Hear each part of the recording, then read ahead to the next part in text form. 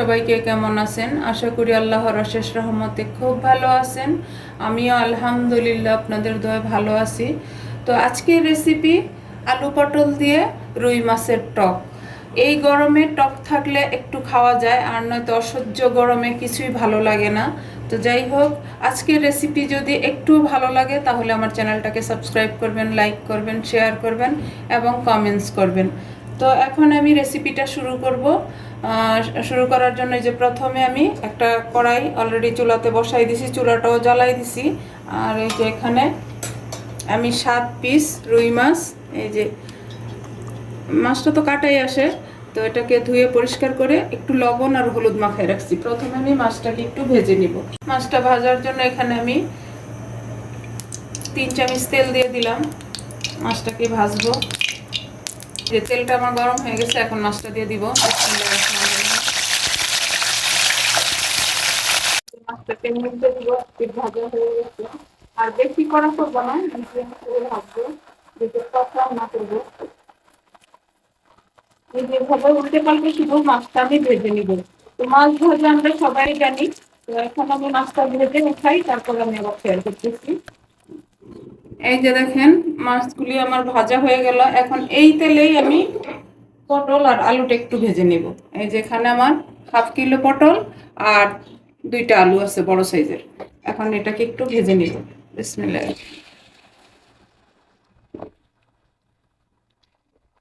হালকা একটু ভাজব। আমার ভাই বোনেরা, এই গরমে আপনারা এই রেসিপিটা করে খেলে ইনশাল্লাহ একটু ভালো লাগবে। মানে খাবারটা এই গরমে তো কারোই মুখে রুচি নাই বা খেতে ইচ্ছে করে না।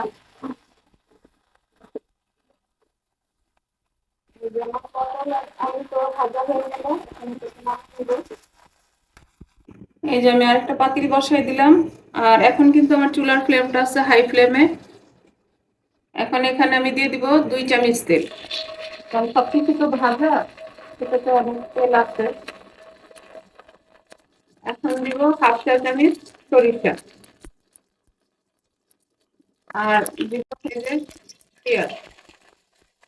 এটাকে এখন একটু ভেজে নিব আমি।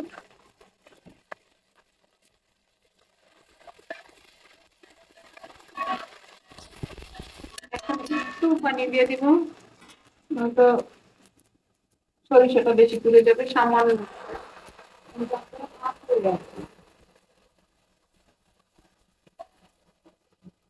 এখন দিব 1 চামচ আদা রসুন পেস্ট। এটার সাথে ভালোভাবে মিশিয়ে দেব। এটাকে এখন সবগুলি মশলা আমি দিয়ে দিব। স্বাদ মতো লবণ,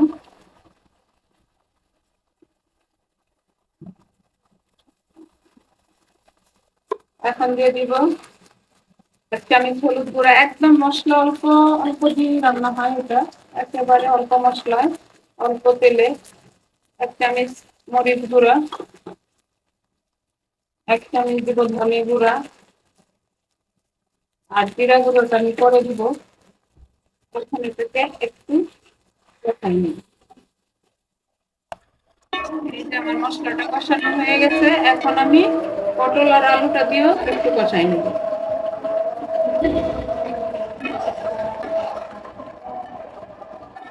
এখন এই পর্যায়ে আমি এই যে মিডিয়াম সাইজের 2টা টমেটো কেটে রাখছি, এটা দিয়ে দিব। দিয়ে এটাকে এখন ঢেকে দিব। ঢেকে আমি 5 মিনিট আরো কষাবো। এটাকে 5 মিনিট কষাবো। 5 মিনিট পরে আসলাম। মাশাআল্লাহ, মাছের যেগুলো কষানো হয়ে গেছে। এখন এটাকে আমি ঝোলের পানিটা দিয়ে দিব। আর এই টকটা কিন্তু মাখামাখি হবে। এই যে দিয়ে দিলাম ঝোলের পানিটা। এখন এটাকে ঢেকে বলক আসা পর্যন্ত অপেক্ষা করব। এই যে বলক চলে আসছে। মাশাআল্লাহ মাশাআল্লাহ, এত সুন্দর ফ্লেভার আসতেছে যে দেখেন।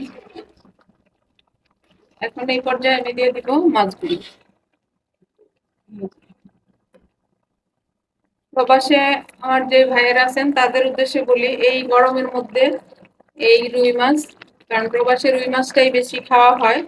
এই রুই মাছটা যদি এরকম রুই মাছের টকটা রান্না করে খাওয়া যায় তাহলে অনেক ভালো লাগবে। আপনারা আমার এই রেসিপিটা ফলো করে একবার ট্রাই করে নিতে পারেন, ইনশাল্লাহ আশা করি নিরাশ হবেন না। আর আমার প্রিয় ভাই বোনেরা, যারা খাইছেন তারা তো জানেন এটা যে কত টেস্টি হয়।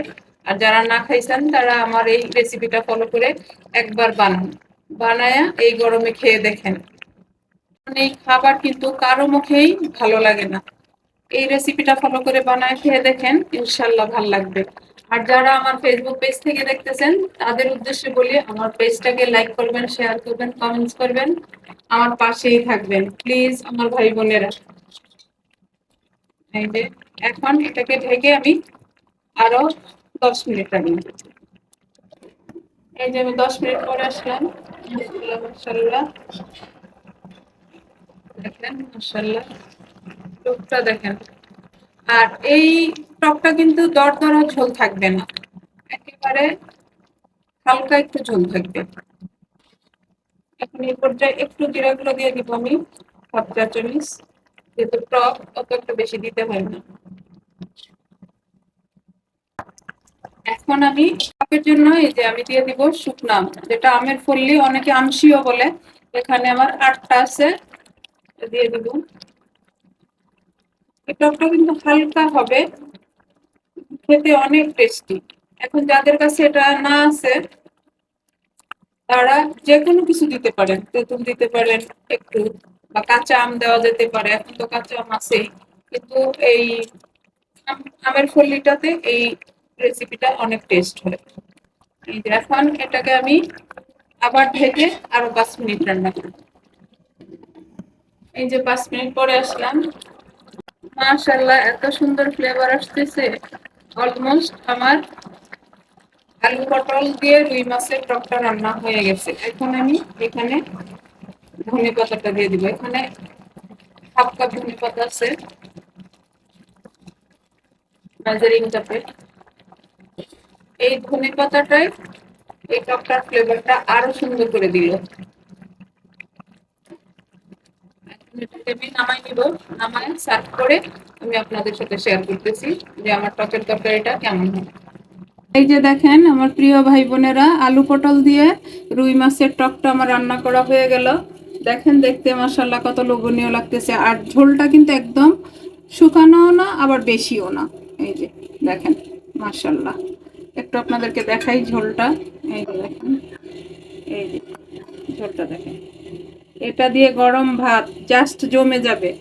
আর এই গরমের দুপুরে যদি এই রেসিপিটা থাকে তাহলে টেবিলে আর কিচ্ছু লাগবে না, এটা দিয়েই ভাত খাওয়া শেষ হয়ে যাবে। তো যাই হোক, আজকে আমার আলু পটল দিয়ে রুই মাছের টক রান্না করা হয়ে গেল। আমি আপনাদের কাছ থেকে বিদায় নিব, আবার নতুন কোনো রেসিপি নিয়ে আসবো। আল্লাহ হাফেজ।